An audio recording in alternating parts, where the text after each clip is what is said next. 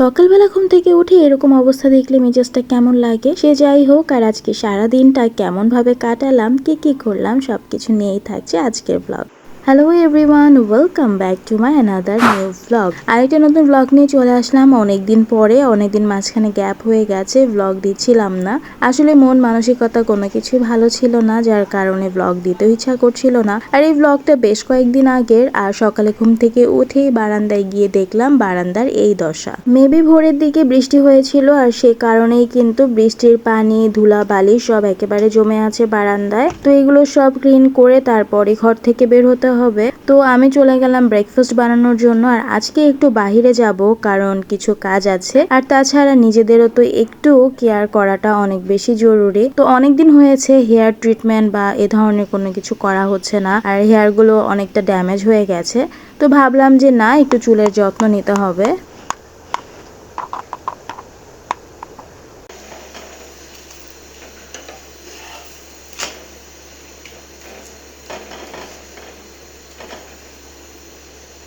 নাস্তা নিয়ে বসে পড়লাম, আর ভাবলাম যে যদি সকাল সকাল না যাই তাহলে যত সময় যাবে ভিড় বাড়তে থাকবে পার্লারে।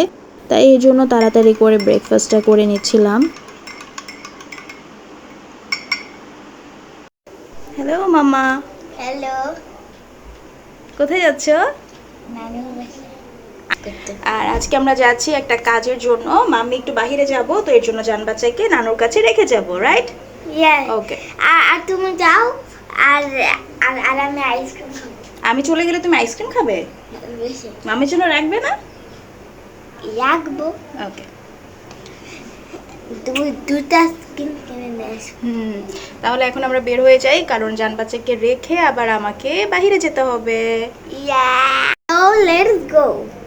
জান বাচ্চাকে ওর নানুর কাছে নামিয়ে দিয়ে তারপরে এই যে আমি বের হয়ে গিয়েছি আমার গন্তব্যে। বেশ কয়েকদিন হয়েছে যে পার্লারে যেয়ে নিজের যত্ন নেওয়া হয় না। আসলে এখন কেন জানি না, আর এত কাজ করে তখন আর এনার্জি থাকে না যে যাব। তো যাই হোক, আজকে অনেকদিন পরে হেয়ারের একটা ট্রিটমেন্ট নিলাম, আর এই হেয়ারের ট্রিটমেন্টটা কিন্তু অনেক বেশি ভালো হয়েছে। আর হেয়ারগুলো দেখতে অনেক বেশি ঝলমলে এবং অনেক বেশি সিল্কি অ্যান্ড সফট লাগছে, তাই না? সো আমি তো আমার এই হেয়ার ট্রিটমেন্টের অনেক বেশি স্যাটিসফাই, অনেক বেশি ভালো লাগছে। তারপর আইসক্রিম নিয়ে বসলাম, আর আমি কি খাবো, আমার জান বাচ্চাই খেয়ে নিচ্ছিল।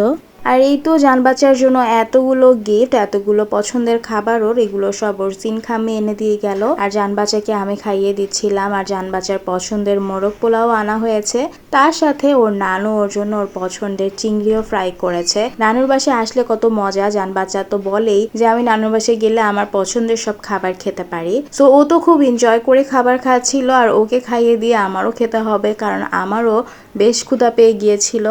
আমিও খাবার নিয়ে বসে পড়লাম। আর আজকে মজার মজার খাবার খেয়েছি। কচু শাক দিয়ে চিংড়ি, কচু শাক দিয়ে কচুর ডাঁটা দিয়ে ইলিশ মাছ, তার সাথে মাছ ভুনা ছিল, ধুন্দুলের তরকারি ছিল। তো সবকিছু মিলে খাবারটা আলহামদুলিল্লাহ অনেক ভালো লেগেছে। আজকের বেশিক্ষণ স্টে করিনি, খাবার দাবার খেয়ে তাড়াতাড়ি করেই বাসায় ব্যাক করেছিলাম।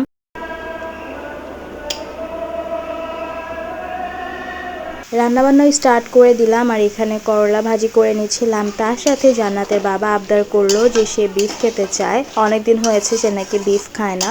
তো গতকালকে আমাকে বলেছিল, তো আমি আজকে গতকালকে আর রান্না করতে পারিনি, তো আজকে রান্না করে দিচ্ছি তার জন্য ওই আমি বিফ ভুনা। আর আমার হাতের বিফ তো বরাবরই অনেক বেশি মজা হয় এবং জান্নাতের বাবার খুবই পছন্দের।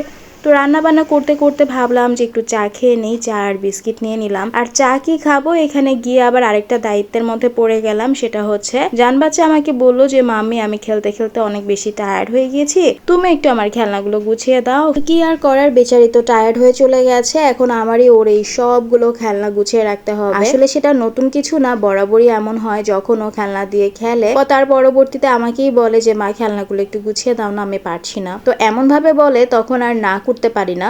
তো ভাবলাম যে না, চার বিস্কিটটা খেয়ে একটু এনার্জি জুগিয়ে নেই, তারপরে ওর খেলনাগুলো গুছাতে বসবো। তো এই ছিল আজকে আমার ছোট্ট একটি ব্লগ। সবার কেমন লাগলো অবশ্যই জানাবেন। যারা ইউটিউব থেকে দেখছেন সাবস্ক্রাইব করে দিবেন, আর যারা ফেসবুক থেকে দেখছেন ফলো দিয়ে যাবেন। তো সবার কাছ থেকে আজকে এখান থেকে বিদায় নিয়ে নিচ্ছি। সবাই ভালো থাকবেন। আল্লাহ হাফেজ।